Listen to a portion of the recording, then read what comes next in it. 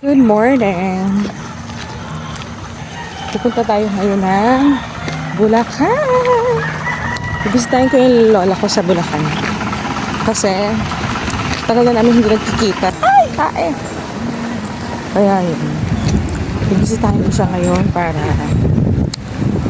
kapagbigay lang ng content na surprises. So, hi mga bay. Matagal ko nang hindi nakikita yung lola ko kaya naisip kong puntahan siya sa Bulacan. Hindi naman ako mayaman pero gusto ko lang mag-abot ng konting tulong at surprise para sa kanya. So, syempre, bago tayo makarating pabiyahe muna tayo and para hindi ako nag-iisa is nagpasama na nga ako dito kay Kumare para hindi naman boring. And of course, imbes na mag-bus agad, nag-taxi na lang kami papunta sa Sakayan. Yes, papunta doon sa pinaka-terminal ng Herman Espiritu Liner. And of course, syempre sa biyahe, hindi mawawala ang ating Vicks at Katinko. Syempre, baka mapagod tayo sa biyahe, mahilo, diba? So pagkarating sa Cubao ay sakay na agad kami ng bus ng Herman Espiritu Liner papunta ng Bulacan. Syempre para mabilis tayo. And pagdating sa Bulacan is dumaan muna kami sa grocery para kumuha ng mga kailangan ni Lola sa bahay. Yes, at ang una ko ngang nakuha itong pang-ahit, alam na dis. Yung pang-ahit ay para yun sa akin. Anyway, mabalik tayo dito. So, kumuha ako nitong Ariel. Oo, kasi alam ko mga lolas, ito talagang ginagamit nila.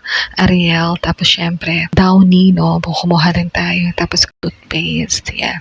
Tapos, alcohol, syempre, para for disinfectant. Tapos, itong ating shampoo. Tapos, yung Asiete de Manzanilla in case sumakit ang tiyan ni Lola. At syempre, itong Adult Plus na Bear Brand. Oo. Tapos, itong adult din na Quaker Oats para sa kanya in case lang na ayaw niyang mag-rice, diba? Tapos syempre mga biscuits.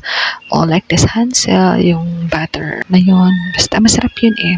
Kinukuha ko sa kanya hindi naman masyadong matatamis, hindi rin masyadong maaalat. O tapos syempre kuha tayo ng Zontrox para kapag maglalabas siya, diba? Yung color safe na kinuha ko para mas safe ang kanyang mga damit. Tapos itong 6 packs ng Pancit Canton. Syempre in case lang baka gusto niya kasi magluto-luto niya tapos bibili siya ng pandesal, ipapalaman niya yan, diba? Ganon. Tapos mga delata para sa kanya. Medyo dinagdagan ko yung delata kasi para kahit parang medyo pang matagalan. Tapos alam mo, habang namimili ako, ang saya ng pakiramdam ko. Hindi dahil sa medyo naparami yung binili ko, kundi dahil alam kong mapapasaya ko si Lola. So, si Lola po na pupuntahan natin ay bali, second Lola ko na po. Kasi yung pinaka-Lola ko, yung first is, she passed away na last 2011, if I'm not mistaken.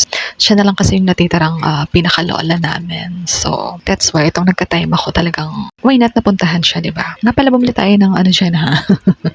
Nabili tayo ng mga mantika, diba pa niya kailangan, ito yung mga condiments, ito yung suka, ganon, in case na magluluto-luto siya at least may mga pampalasa na siya. Tapos syempre, mga asukal at kape, bumili na rin tayo syempre para in case lang na kakailanganin niyang magkape, meron siyang asukal at syempre tinapay at syempre yung hotdog in case lang na baka gusto niya prito ng hotdog. At of course, yung request niya po na multivitamins ng Centrum Silver Advance. Binilang ko na siya ng 2 box para good for 2 months na din. And after that is dumaan muna kami dito sa simpleng karinderya. Yes, dumiretso na kami ng kain. Para kahit paano is busog tayo kasi after this is iahatid namin yung grocery sa bahay ni Lola and hindi ko na nga masyadong videohan si Lola doon. Yun, hindi ko na siya na-videohan doon sa naka-place niya kasi for privacy matters na din. And nakakatuwa si Lola kasi pagkakita niya sa mga dala ko is kitang-kita ko yung saya sa mukha niya. At doon ko na-realize na hindi naman pala kailangan maging mayaman para makapagbigay ka ng kaunting saya para sa kapamilya. So, ayan si Lola. Ang saya niya, diba? And kung nakarelate ka nga sa video nito, huwag kalimutang mag-subscribe, mag-like, mag-comments, at mag-share na din. Thank you for watching and God bless you all.